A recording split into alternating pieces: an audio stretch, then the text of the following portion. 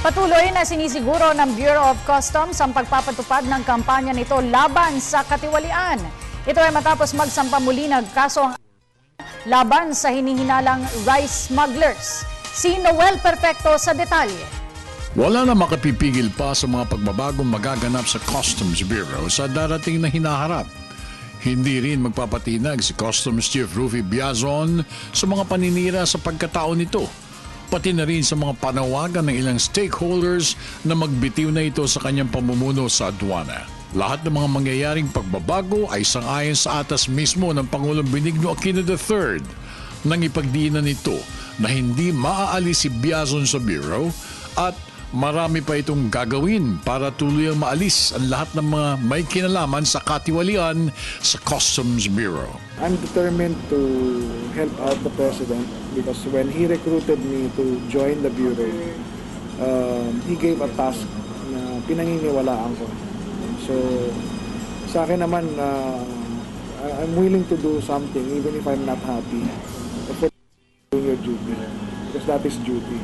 Inihayag ito ni Commissioner Biazon matapos na magsampa ito sa Justice Department ng ika-127 kaso ng smuggling case sa loob ng 13 buwan laban sa isa pang Cebu-based trader na nakilalang si Cecilio Durano at sa broker nitong si Jovel Delda nang magpasok ang mga ito ng 6 na milyong pisong halaga ng imported rice mula sa bansang Taiwan na idineklarang mga wall insulator slabs.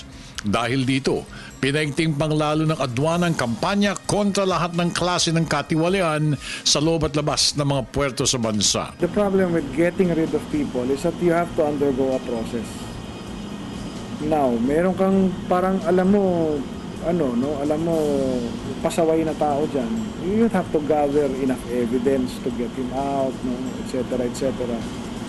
That's why I'm even out the idea of what other customs administrations in other countries did. Kaya nga sabi ko, di ba, abolish and start from scratch.